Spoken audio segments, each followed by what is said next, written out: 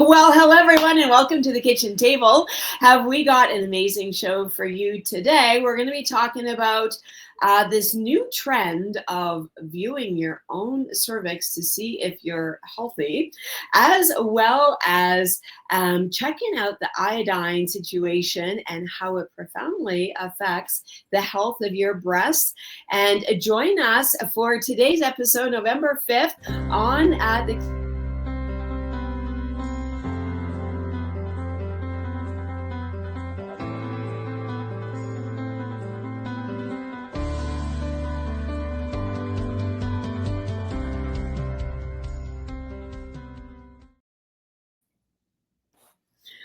Hello, everyone. My name is Roxanne Harris, the Audacious Wellness Warrior, and joining me is the ever lovely Robin Parr. Good morning, everyone. Well, good morning, good evening, good afternoon, wherever you are in the world. We're happy that you're joining us, and we're happy that you're you. And I want to start off the day by saying, what's good? And welcome to the kitchen table. Grab yourself a cup of something lovely, because this is a time for women of all ages and all experiences, right? To get together around the table and have some really great conversations about all things women, whether that's what's going on with your mood, your emotions, your hormones, what you're cooking for dinner, how many glasses of milk so and so spilled all over the floor, or the best sales. We're here for all of that, and I invite you to partake. I love mugs. I've said this before, but I've been re-inspired again. I love things that say something that is meaningful and impactful. I mean, I could stare at a plain red mug, or I can stare at a mug that says, find joy in the little things, sunshine, laughing out loud, quiet, and good conversation.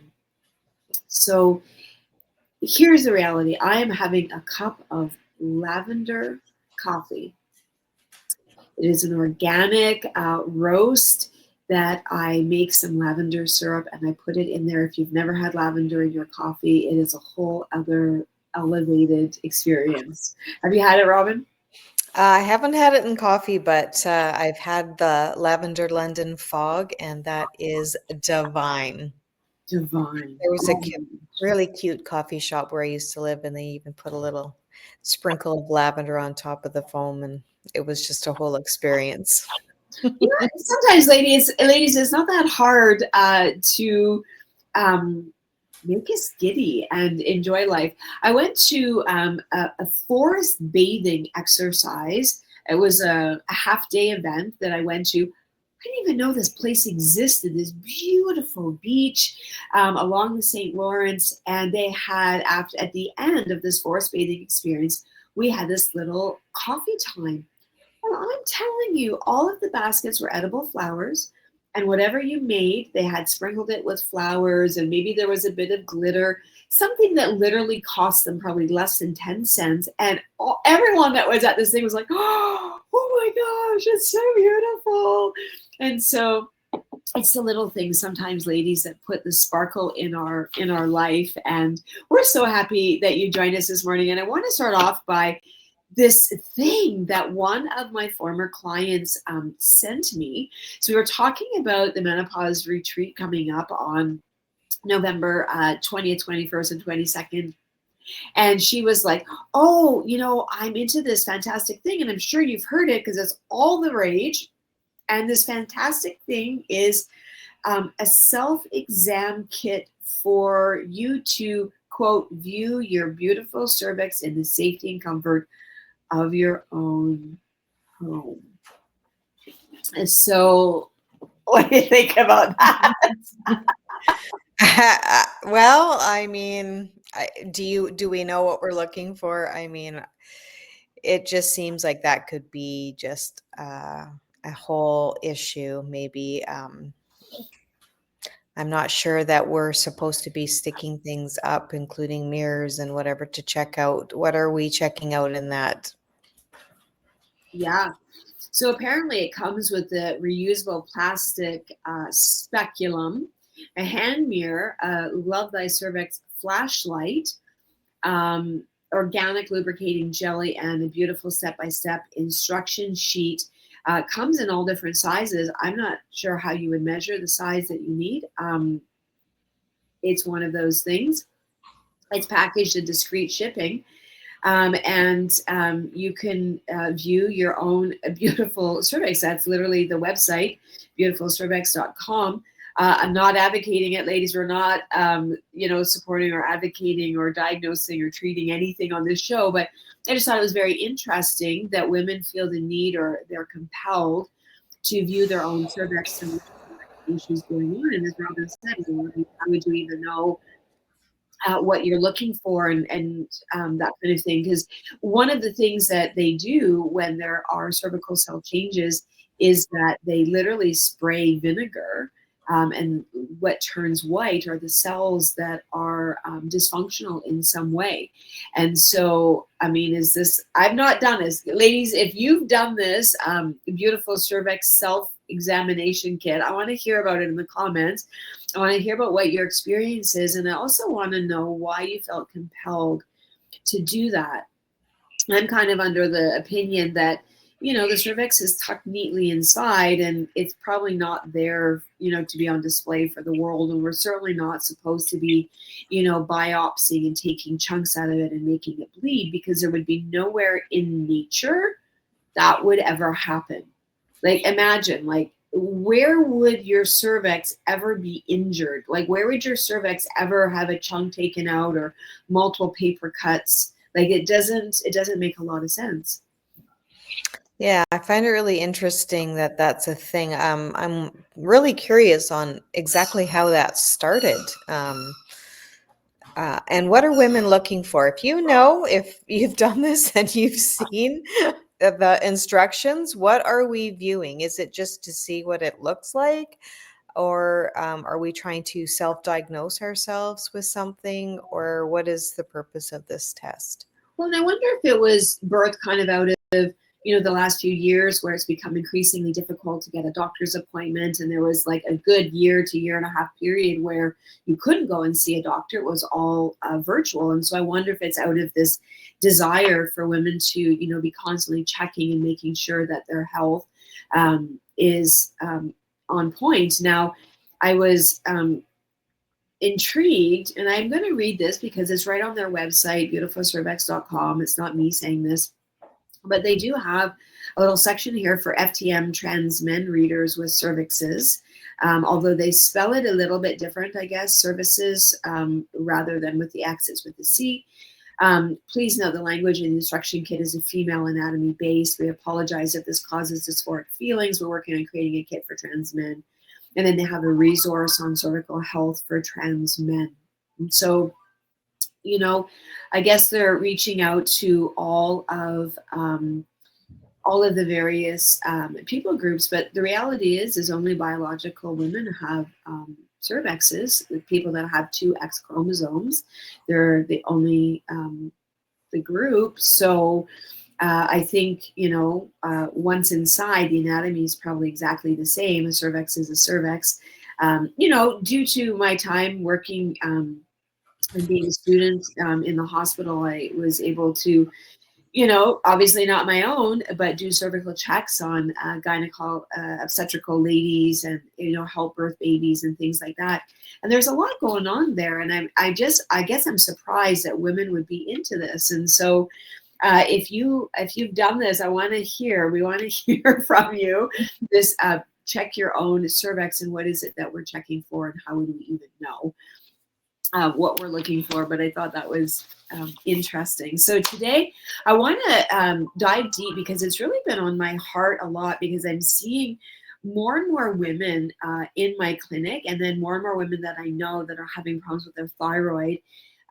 We know that thyroid issues are huge for women, like really huge. And more so than men, women are more prone to thyroid issues. And thyroid, hormones are very interesting, but it really boils down to what's happening with iodine. And women in particular have really moved away from iodine. They're not consuming iodine. They're avoiding iodized table salt, which is very toxic. Of course, I don't recommend um, iodized table salt, but they're not eating seafood, sea vegetables, kelp, seaweed, nori, or even enough eggs to get enough iodine for proper thyroid and breast health. And I don't know if you are aware, but um, the breast consumes a large amount of iodine on a daily basis. It needs it. So, every organ, every cell in our body needs iodine. The thyroid uses about 6 milligrams of iodine, and the breasts use about 5. And we know that low iodine levels can cause a lot of problems, in particular with female anatomy, with breast tissue, fibrocystic breasts, problems with the ovaries, for example, the uterus, and in particular, and also the lining of the stomach. And many women, as they age, ending up on antacid medications because now they've always got heartburn or reflux, or they've got H. pylori, or all of these things. And I'm just fascinated at how low iodine levels are in our population, and some of the things that we can actually do and to fix that, but also how many people aren't aware of literally how important it is. And we think we're getting enough in our diet, but then we're ending up with immune system issues and cardiovascular issues, inflammatory issues, thyroid issues, issues with our breast, issues with our ovaries, issues with our brain, and the list goes on. Hmm. Yeah, I've heard lots of women actually getting more involved with iodine, and you can do testing yourself on it. Paint a little swatch on your skin and see how quickly it absorbs into your skin. That's a good telltale way of telling if your iodine's low. Also, women with cystic or breasts, they will paint. They'll take a little bit of maybe coconut oil or something like that, so it's not so stainy, and then just massage and rub it into the breast. Yeah, it's for my entire career, so 20 years in my clinic, I asked people to do an iodine test patch. Now, some schools of, I'll say, medicine don't agree with it. However, there is some good data, and it's always just a good thing to check because you can't wash iodine off. Like, who remembers when we were little and you would get, fall off your bike or get road rash from running on gravel or something? You got this big wound. And we used to have these little glass bottles in the first aid kit, and my mom or dad, they would pop it open and they would pour this grody orange brown stuff all over you, and you had it for like a month. And I remember as a child literally taking Comet, or Old Dutch as we called it, and like trying to scrub it off because I was so embarrassed to go to school, because of course they never put it on nicely. They just poured it and it ran down all these weird patterns all down our legs. But people don't do that anymore. And so here's the thing. Um, when you put iodine on the skin, you can't wash it off. You can't scrub it off. It must be absorbed. And so when you put that little iodine patch, so you can go to any pharmacy, go to their first aid section where all their Band-Aids are, and they have little tiny bottles of iodine. It's in the first aid section because that's the iodine that used to be in the little glass vials. But now the lid has a little stick on it. And you can just take it off, and on, a fluffy part of your body, maybe your arm, your thigh, your belly, just paint a 1-inch, a 2-inch square of iodine and see how long it lasts for. It should stay on the skin for more than 24 hours. I'm happy if I can get my clients to anything over like 17 hours, 18 hours. But what I'm finding is most people come back for their monthly checkup and they report that iodine was completely gone within 2 or 3 hours, like not even a trace of it. They couldn't even see where they put it on. And I've had many people like, and I looked at my my shirt or my sheets and the iodine wasn't on there, right? Because it's absorbed so quickly into the body. And so the faster it's absorbed, the more iodine that you actually need in the body for proper thyroid health, breast health, ovary health, brain health, gut health, and Mhm. all the rest of it. There's actually some pretty good studies too about iodine in breast cancer and how it can kill cancer cells. So, Well, yes, because iodine is it's an anti-carcinogenic, and it commands what's called the apoptosis in the cells. So when a cell has gone rogue and is acting erratically, such as a cancer cell, the body, that cell should have been programmed to self-destruct. So when it doesn't make an exact copy of the breast cell, the cheek, the liver, whatever it is, when it doesn't make an exact copy, it's supposed to self-destruct. It's called apoptosis. And iodine facilitates that process, which is why it's really amazing um, molecule or mineral to give us when there's any type of a cancerous state, or possible the breasts are lumpy, bumpy, fibrous. It's really good. And then we've got our oral options as well. But I remember when I had a hysterectomy when I was 32 years old, and you get painted, from your neck all the way to your knees with betadine, which is an iodine. And I woke up the next morning, and there was zero iodine in my body, none.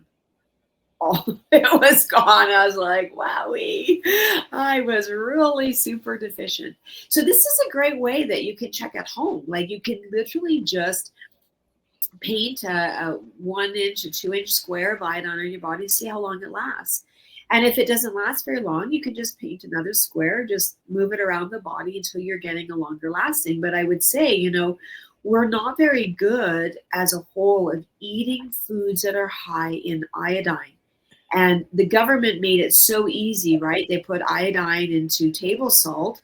Well, then people discovered that table salt wasn't really salt at all and is actually quite toxic. So they stopped eating it. And so now the thyroid issues have gone off the chart again, and people are presenting with major thyroid issues because they're not eating iodized table salt, and they're not eating the other foods that iodine is high in, such as seafood, shellfish. Codfish is very high in iodine, as are oysters, for example. Eggs, green beans, peas, pine nuts, walnuts.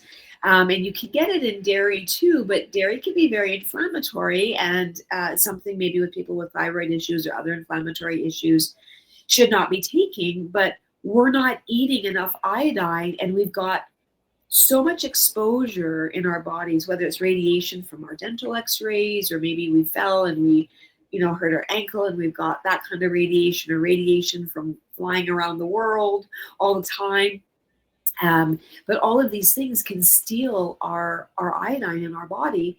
And women, I think, literally just need more, which is mhm. why, the Japanese, when people are studying out why the Japanese are healthier, the increase in iodine in their diet is one of the key factors that researchers are looking at. It's one of the only things that they can tell apart is that they eat way more iodine. Mhm. Which is again why they're saying like you can take a little bit and put it on your body. Um, I think that you can go in somewhere and actually have somebody run an actual iodine test on you if you're nervous about doing it yourself. But iodine is literally not going to hurt you in any shape, way, or form. Like we said, you used to pour it on your wounds or, things like that. So, Well, and you can go and get blood work done. They can actually test you for iodine. So you can ask your doctor for that test the next time you go in for maybe a physical. But some of the research is showing that you can take like 1,000 times the RDA of iodine and have no negative side effects. Yes, it is a trace mineral, but it's this weird mineral that's used in so many things in the body. And, as we're looking at women, and women moving into this inflammatory period called perimenopause and then postmenopause, where all of these crazy things start happening in our bodies, and we do have more inflammation. right? And our estrogens are off a little bit, right? We need to look at iodine a little bit more. And here's what's fascinating is um, iodine is an estrogenic, and so it can help detoxify unsafe estrogens in the body. Um, the other thing that's really interesting about it is iodine can detoxify mercury and aluminum. So iodine is able to stick to or attach itself to mercury and aluminum and pull it out through the body, unless it's stuck in the fat. So I think I've maybe said this before, but your body stores heavy metals in the central nervous system fat tissue for safekeeping, because all of these toxic metals are not healthy and they can cause all kinds of weird problems. So we store it up in the fat. But if the toxins are, squashed in and surrounded by fat, how do we get them out? And so I came across this really interesting research, and I guess I'd known it, but not really thought about it in this way. But when you do like heat therapy stuff, so think of like an infrared sauna, right? Or like a nice hydrogen peroxide spa or something like this where you're getting these heat treatments. The heat does this partial liquefaction or liquefying of the fat, and it allows some of those heavy metals and toxins to come out of the cells, where it can then be scooped up by the iodine or your nori, what you're wrapping your sushi in, or your spirulina, or eggs, or your oysters, for example, and allow the iodine and the selenium found in those foods to literally escort it out of the body. So, especially we're getting into this colder time, and I was just thinking that this morning. I was like, man, I've been doing these cold plunges every day, but it's definitely time to flip to what's called the thermogenesis. How do we heat up the inside of the body to continue with this profound detox? And it's not good enough just to go into like a sauna. So different saunas have different aspects to them. The reason why infrared saunas are really great is because those heat waves, those light waves, go about 1.5 to 2 inches into the tissue. So you're not just getting a superficial sweat, you're literally heating up into the tissues to pull out some of the toxins. And don't be like toweling off. We don't want to be closing the pores with all of that garbage sitting on the skin. You want to move right from a sauna right into a lukewarm shower to wash off all of those toxins, and then follow it up by a bit of cold to then close the pores, so that you're not absorbing any of the other garbage, maybe from your municipal water. Mhm. And detoxing is a whole thing. It's you can't just take a pill and think that you're detoxing your body. You have to do the whole program to move everything through. Like, so you're doing the sauna to push it out of the fat, but then you don't have the iodine or the selenium or any of that stuff Mhm. in your body to help get rid of it, or charcoal or something. So please, like, we're doing a detox here in November, coming up right away, but then we're going to do another one, a more in-depth, detailed one in January, like everybody else does, and really set our bodies and our minds up for 2026 to be amazing. So follow along with us and really do the detox thoroughly. Don't just half-ass do it, because it's not going to be as effective. Yes, there are benefits of doing a small detox where you're flushing things out of the body. But if you really want to optimize your health, then you have to do all the steps, from the saunas to the right foods to the right support system. So like you're taking the charcoal or something that's helping grab onto that stuff and actually exit it out of your body. Yeah, and there are some barriers to iodine absorption, and so we'll go into this much deeper in January. But iodine is called a halogen or a halide, and there's lots of them on the periodic table if you think back to high school. And Iodine actually competes with fluoride and bromide.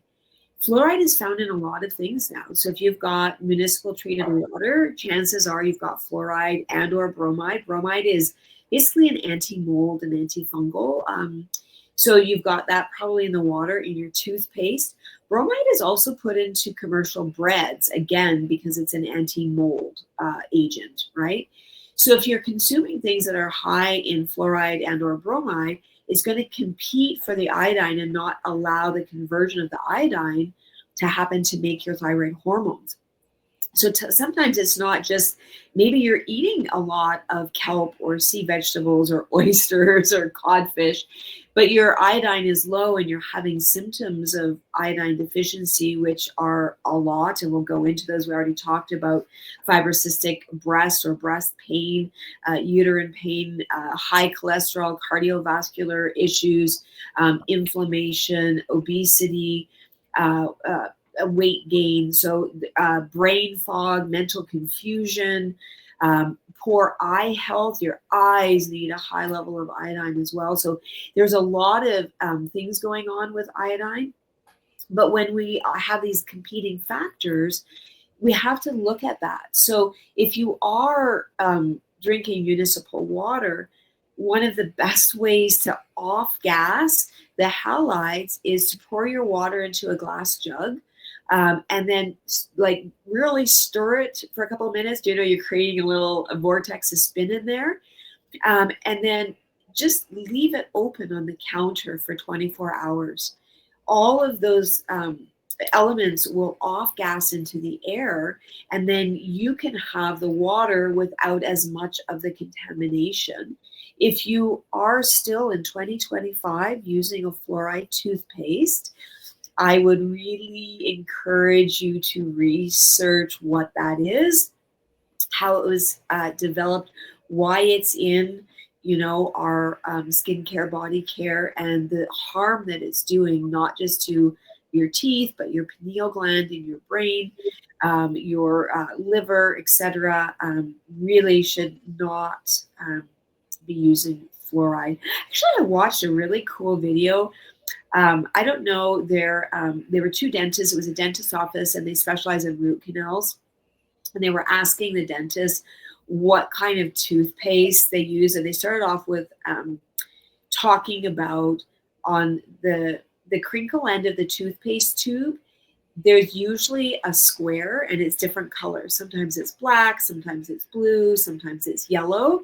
And the color of that square tells you how toxic that toothpaste is. And the one dentist said that his toothpaste was aqua fresh. And I was like, well, that's unusual. But he's like, it's the only one I'll use. And then when they asked the other dentist, who looked to be quite a bit older, I'm going to say like probably 15 years older, and they said, hey, Dr. So-and-so, what kind of toothpaste do you use? And he goes, okay, why? No, what kind of toothpaste do you use? He goes, I don't use any. And so then he started into this conversation about fluoride. And fluoride is basically like putting saran wrap around your teeth, and you're sealing the teeth, but teeth need to be remineralized when we eat. So when you're eating your food and chewing, those nutrients are going into the teeth to repair the enamel of the teeth and to provide much needed nutrients for the teeth and for the nerves and for the tissue. But when we put saran wrap around the teeth don't get remineralized, and then we start to get cavities. And when I was growing up, you said and you opened your mouth and they could see the cavities because they formed on the outside of the teeth. But now you need x-rays because the cavity forms on the inside because the tooth is suffocating. And that's why you need all of the x-rays. We don't need fluoride for strong teeth. You need to eat food for strong teeth. Food that is rich in the alkaline minerals, like your leafy greens, for example, where you've got all the calcium and magnesium and selenium and boron and everything that's required to make strong bone and healthy teeth. We don't need to saran wrap the teeth. Yeah, it's quite interesting how we have all these things that are supposed to help us, and they're actually making us very sick and Yeah. defeating the whole purpose of stuff. So, like root canals, and that's a whole thing to go down. But yeah, it's interesting. Yeah, so back to iodine.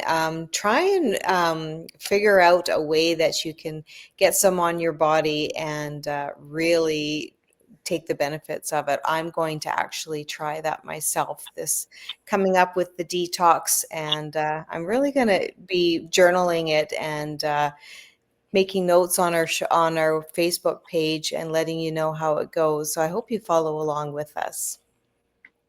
Yeah, because it's going to be really interesting just to see how all of those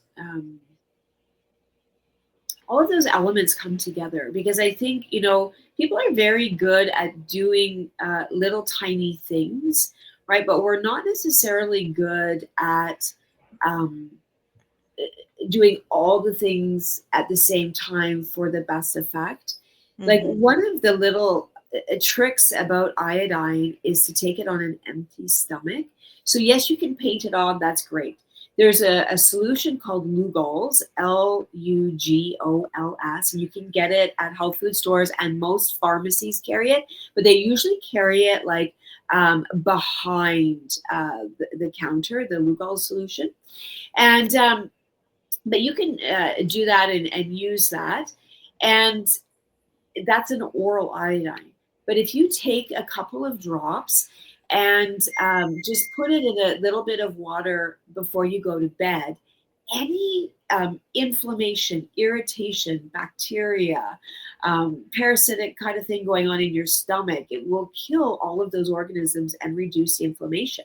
So if you're chronically having gastrointestinal issues, a couple of drops of Lugol's in water might be really amazing. If you have hyperthyroidism and you've got a big goiter and all of those things, you want to be very careful and make sure you check with your doctor and your medication. Sometimes you're already taking some type of an iodine, or maybe you've had radiation treatments. So I always want to be checking in with that, of course.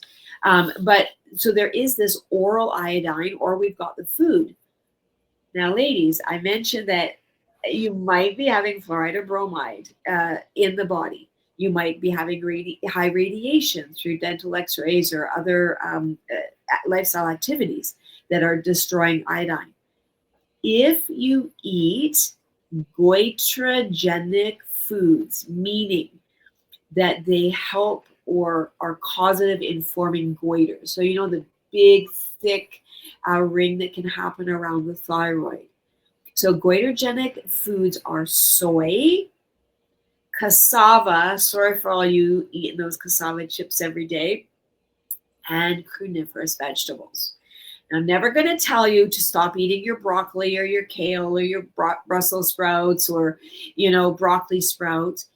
Don't eat them at the same time as you're consuming your iodine.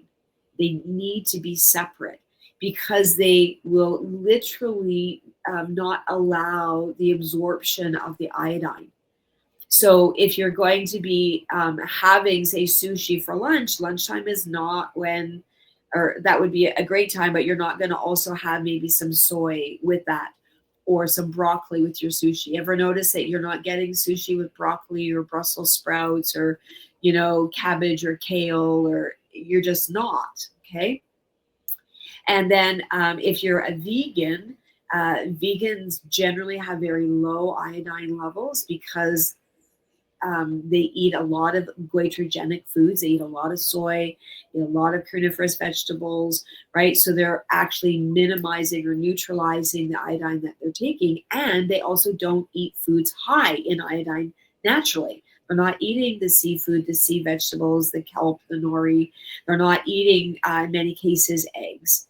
So it's really important when we're looking at that. But there's a little hack. So taking those 2 drops of Lugol's in some water on an empty stomach.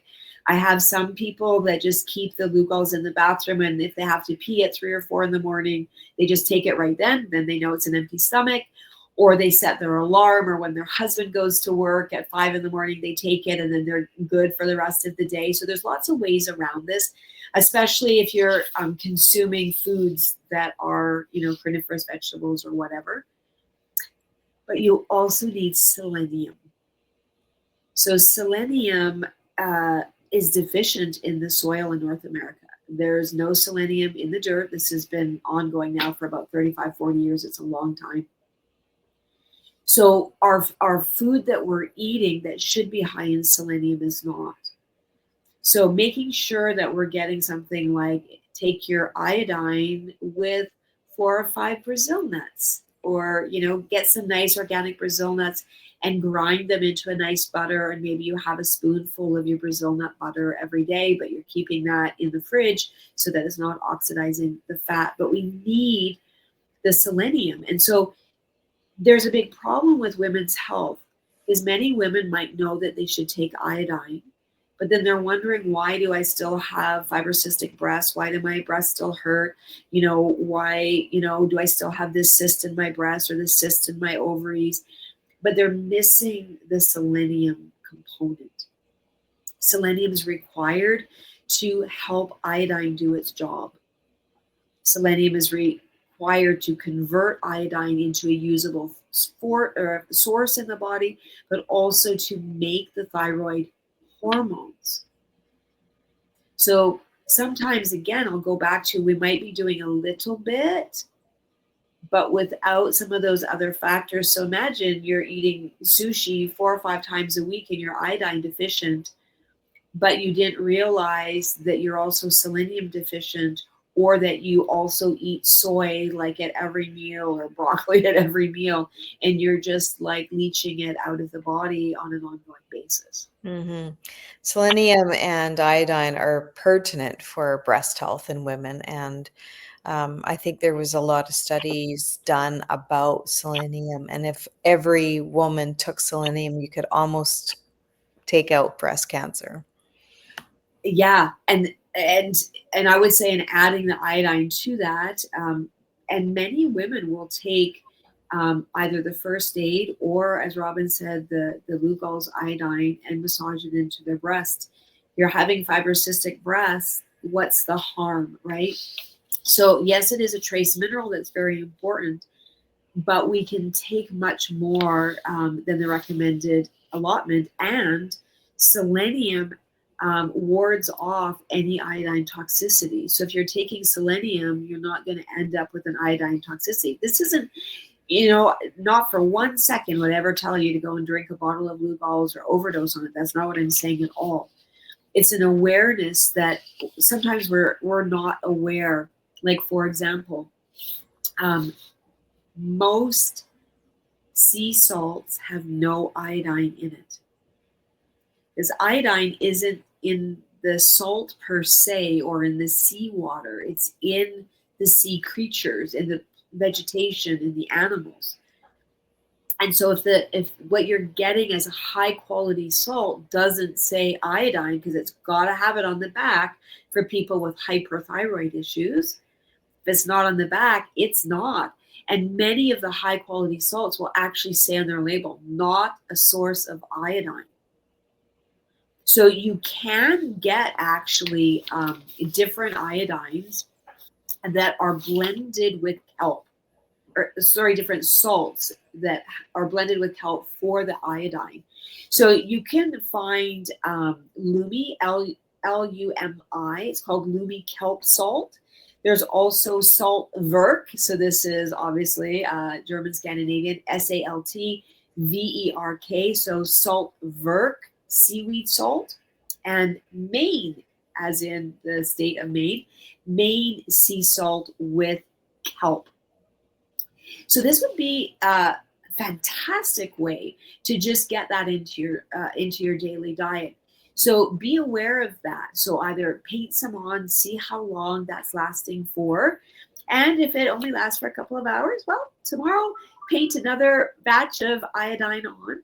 Consider Lugol solutions. You can, again, talk to your pharmacist or go to a health food store about that. Get your iodine levels tested. You can get a blood test for that. Um, and then just be conscious about, did I get any iodine in my diet today or even this week? Like, did I get any? I'm Mhm. trying to learn to love oysters. It's hard. I'm not a seafood person. I have an extreme aversion to seafood, shellfish.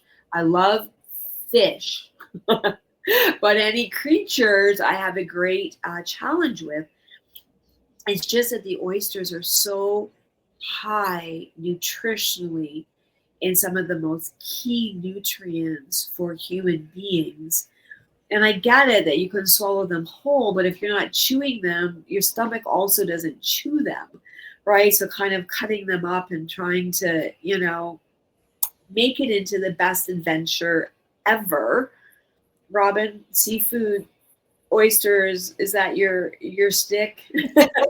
Well, when I was younger, people used to call it sea bugs, Oh, and it never left my mind. So it is definitely something that's a trigger for me. I do really like the crab and stuff, but for me, the texture of shrimp and lobster, things like that, are not okay. I have done oysters and, put them back, swallow them. Don't even think about what you're doing. But some people are actually nervous to do iodine because they are allergic to shellfish, and it's yeah. not actually the fish that you're allergic to. It's something in the or sorry, it's some not in the shell, the mineral.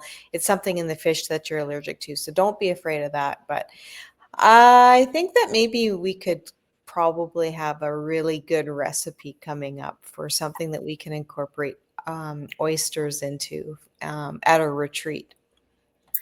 Yes, ladies.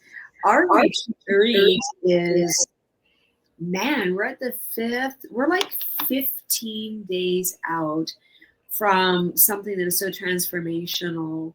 Honestly, if there are any issues or questions, concerns about what is perimenopause, menopause, postmenopause, how do I, go through this and not end up with the same issues as my BFF, my mom, my aunt, my grandmother.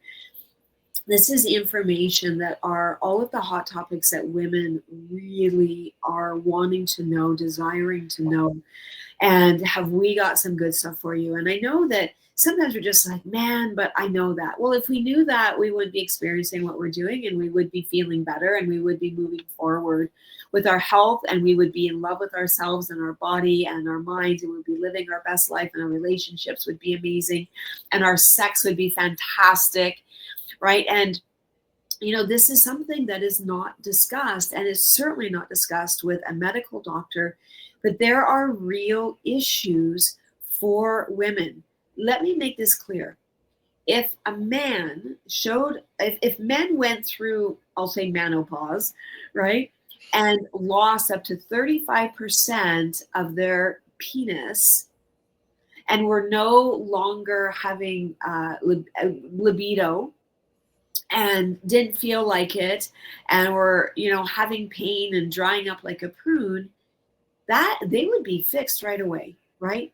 But this happens to women. Women lose 35% of their clitoris, which means that sometimes things that were pleasurable before are no longer pleasurable for women. They dry up like prunes. They're looking for help, and the help they get is KY jelly, and a kind of grin and bear it. Oh, well, I mean, you're old, like, just, you know, grin and bear it until it's over. But the dryness in the vaginal tissue is so extreme, and this can be helped with iodine, selenium, and a number of other nutrients that we're going to discuss, and even things like oysters, right? So, this retreat, we're going to unpack things in a way that maybe you've never heard before because it's crucial and it's crucial conversations. And I would say that 85% of my clients over 20 years of practice in wellness health ask about problems, their feminine problems with vaginal dryness, lack of libido, lack of interest, lack of desire, inability to orgasm. They just don't feel good. Their boobs hurt. They're cramping.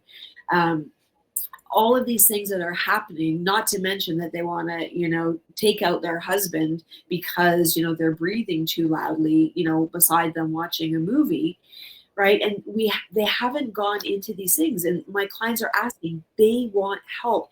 And the amazing thing is if I see something in the blood microscopy or in the epigenetic hair test and I ask them about it, they are so relieved to talk about it, because they want help, they want answers, they want connection with themselves, with their spouse, with the people around them. And many women going through menopause become little hermits, and they start hiding away because they fall out of love with their beautiful self, and their emotions, their mood, everything is going crazy.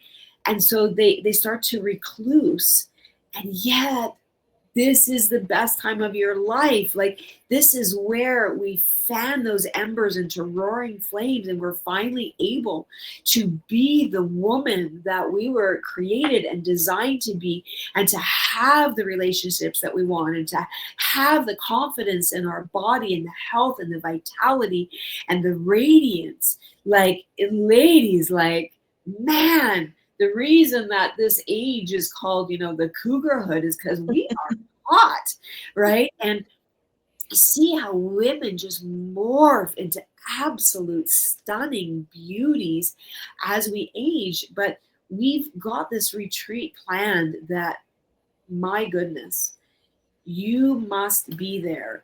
And the way that we designed it as an online thing is so that it doesn't cost as much, that you don't have to worry about travel and hotel and the added expenses of food and childcare and dog sitting and, whatever, flights and transportation, that you can take place in your home with your BFFs, get them all together, have a pajama party, right? But we've done it the Thursday and Friday night so that almost everyone in Canada, you can go to work and be home before that retreat starts. And then on the Saturday all day, but we're starting later in the day so that people out west are awake, and that people in the Eastern Canada can get stuff done in the morning, and then have this most fantastic day. And we're going to have some special guests that day that are going to be talking about some really amazing things. But the culmination is, the last session is about all the O's, where we are deep diving into the science of orgasm and the things that we can do as women to regain the elasticity of our tissues. Women are getting injured during intercourse because their tissues are ripping. They're so fine and there's no lubrication. And, if you're reapplying coconut oil like 5 times, per session, that's probably a problem. We need to do other things, right? But maybe there's no communication. And have we got some fun things to open up communication with your partner, but also with yourself? We give a lot of really horrible advice and negative self-talk to ourselves all the time. Things that we would never say to our BFF, certainly not to our daughter or our mother. And so, what are some of those things that we can do to re-inspire, reinvigorate, reconnect, but to actually get solutions to what's challenging us? Not just, yeah, you should get more sleep and, eat more protein. We're talking actual tangible stuff with these recipes that will blow your mind, that you will be having on repeat because they are so delicious. All your friends are going to be like, what is this? And I need the recipe. And I don't believe you that there's no this and no that and no whatever in it. And they're not going to expand your waistline. So after the holidays, you're going to be the same size as you were before, which is a pretty good thing. Yeah, ladies, our big thing is and for me, you're searching things, and like, we've made some posts about it. We've all seen it. You scroll, you're searching for answers, and you get 100 hot flashes and you get the brain fog and you get this, but are we getting the full picture? It's like we were talking about earlier with the detox, where you're saying, I know this, but did you know that, you can't take, broccoli and cauliflower at the same time that you're taking iodine? It's the little pieces that make up a whole. So, you're saying, well, I've tried the natural way, it's not working, but are you doing it as a whole? Are you getting the right, correct information that's going to make you thrive and flourish?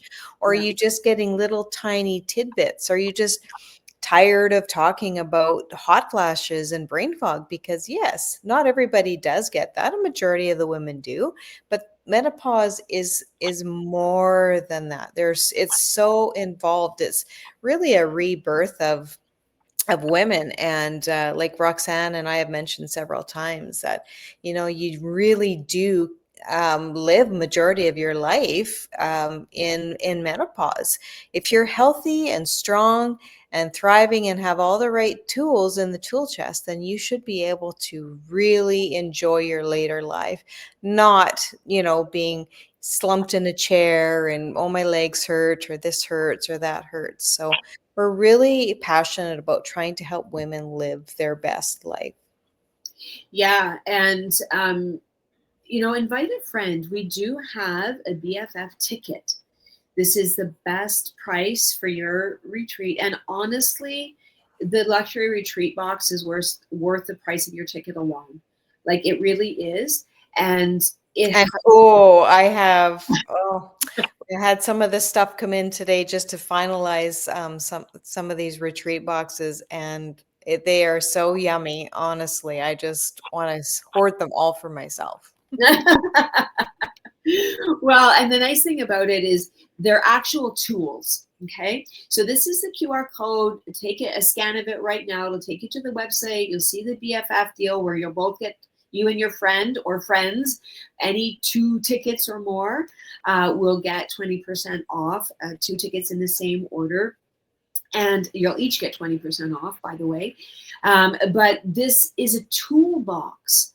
Think of it as a glam toolbox of items that you will be using on a daily basis, from the retreat and onwards. We've got even some really great digital assets, like a pretty amazing cookbook, if I do say so myself, of tried and true recipes that yours truly has been eating for years. They'll be like, what? There's no way that this is good for me. Like, come on. And so we really encourage you, like, join in. Like, we want to see you at this retreat. We'd just love it. So in the comments right now, you can do that now, or if you're on the replay, then just comment replay. But what are some of the biggest, I'll say, issues? What are some of the things that you would so love to see at a retreat? Like, what are the biggest issues that you're experiencing? This is a retreat that's very, there's going to be high energy, but it's also going to be very soft, ultra like feminine, helping to reawaken you and stand in who you are as a woman. The times listed are in Eastern time, and so lots of opportunity for you to get things done through the day. 5 transformational sessions designed by women, for women, from women who've been through it, and then also from myself, 20 years in practice, helping women just like you to not feel exhausted all the time, right? To have the energy that they want, to have the desire that they want, to stop procrastinating, to have the body that they want, to have their emotions balanced, to get high quality sleep, and to stop, to take the backpack of garbage, of trauma and situations and circumstance and all of the things that have wounded us over our life, and to just ditch the backpack and truly enter in and live our absolute best life. And so we invite you to join us. And I just, before we close, I do want to thank everyone who already has a ticket because, ladies, you're in for a treat. But please do get yours. And I will remind everyone, or I'll go through the symptoms of the iodine deficiency quickly so that you can kind of assess that and whatever that means for you. But again, impairment of your motor skills. So whether that's fine motor things, visual disturbances, neurological, you can't walk properly, talk properly, move properly, thyroid issues, high cholesterol, weight gain, obesity, fatigue, joint pains, infertility, heart disease, cognitive decline, you can't remember, you can't think, you're misplacing words, depression, and insomnia, which sounds like a lot of symptoms of perimenopause. And so we're always in this catch 22. The vast majority of times we don't need to be medicated. We need to eat better. We need to absorb better. We need to sleep better, right? And so if you're eating the same food all the time and there's no rotation in your diet, you're missing key nutrients such as iodine, such as selenium, and it can be contributing especially to these inflammatory issues, these chronic immune system issues, hormone issues, cardiovascular issues, issues with our breasts, issues with the thyroid. And so it's been a great conversation. Robin, anything that you wanted to add or things that maybe we didn't touch base on? I mean, breast health, obviously, as well. Yeah, I think we should get into more oyster talking. The benefits of oysters is just actually, if you can get past the texture, past the thought of it, just think of all the health benefits. It's like a magic pill. We have no problem swallowing pills down that actually don't all get absorbed into our body, but a natural food does. And that's the big thing is, Yeah. yes, there are supplements and stuff out there, but if we really try and get organic, good quality food, not the processed food, and we're getting our nutrients that way, that's what our bodies were designed to do. And they recognize that as a food source and as a mineral source. And we're not storing it in our fats and all over the place, where our bodies are actually using it for the benefit of our health. Yeah. So we might have to have like a whole episode on oysters, but definitely during the Renaissance Christmas retreat for women, we're going to be talking about the oysters. But just as a very brief kind of synopsis, oysters are known to support bone health. So if you're having challenges with osteoporosis, osteopenia, breaks, aches, oysters, because they're very high in minerals, especially our calcium, boron, zinc, selenium, etc. It's also boosts your immune system. So especially at this time of year, if you're feeling like, man, like I'm just run down and catching all these colds, then, you might want to have a little amuse-bouche, an aphrodisiac, a little oyster before your main course. Increases our energy levels because oysters are very high in the B vitamins as well as iron.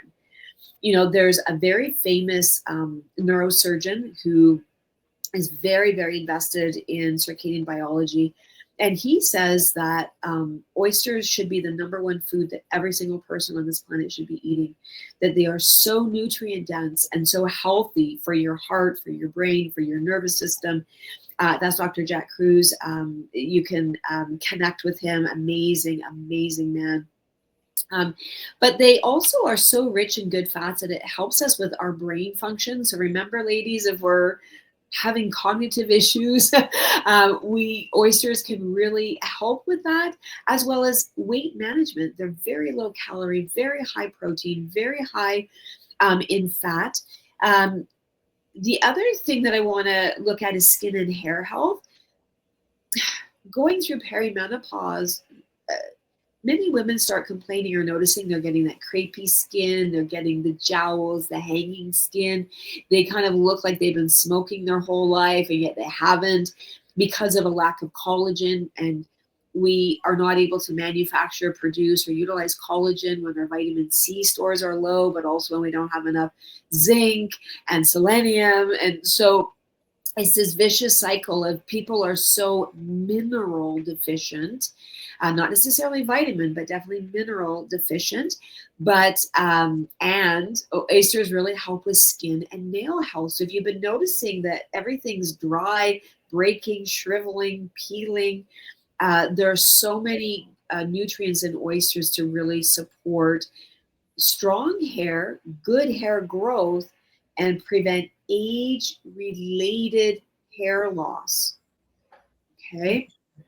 Weight management, it helps your eyes with the vision. So the eyes are the camera of the body, they take pictures, right? So imagine the camera is getting a lot of fingerprints on it, and the pictures are not clear for the brain to interpret, right? So we want the eye to be very clear, so we're taking very good pictures of what's been going on. And then as well as hormonal health, balancing hormones, balancing mood. Oysters are known to increase dopamine. And dopamine is that hit of, man, I feel good. So this can boost mood, and it can boost sexual desire and libido. Anyways, there are tons of health benefits. And, maybe you need to get some smoked oysters and make a wonderful dip with them. You could look at sardines as well. I mean, they're also equally up there, not so much maybe for the libido, but certainly for everything else. And man, I was traumatized as a child with sardines, and my grandfather used to open the tin and wave them at us. And that was in the day where the head, there are fins and stuff, but I just mashed them up and put them on my salad, and it literally just tastes like I was having cod or something. So I'm going to do it. I went to the Elora Mill a year ago and had this, they call it the kitchen table, and you go right into the kitchen of this 5-star restaurant, and every station of the kitchen prepares a meal for you. So it's like a 10-course meal, and they have to come and explain like why they chose the ingredients, where they're from in Canada, and like all of these things. And I ate more seafood in that experience than I've ever eaten ever in my whole entire life. And the reason I ate every single course, including the scallops, including the oysters, including like all these things, caviar, and I kept sending pictures to my Mr. Wonderful, and he's like, I don't believe that you ate that. There's no way. And I'm like, yep, did. And the only reason I ate it because the meal was $250 a person. So I was eating all of it. And I was just somewhere recently, I don't even remember where I was, and they served roe with, I don't even remember what we were eating. And I was like, well, I'm not necessarily going to pop the bubbles, but I'm going to combine them with what I'm eating, and I'm not going to waste it. So I'm getting better. I'm getting better. Guys, if you've had experience with oysters, put it in the comments. Tell us how you love them, how you like them, how you like to eat them, and why or why not. Like why you eat them, why you don't eat them, or if you got any good recipes, let us know. But we do have something amazing in store for you coming up during the retreat. So last minute thoughts, Robin?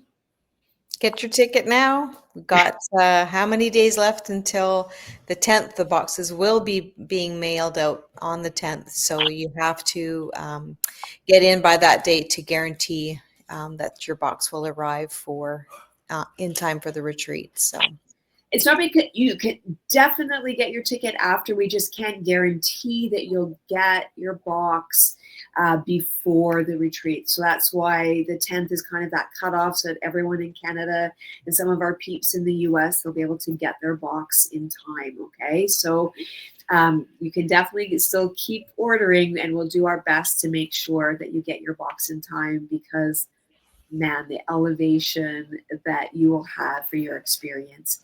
So ladies, Father, we just thank you for every woman. We thank you for her heart. We thank you for who she is, who you created her to be.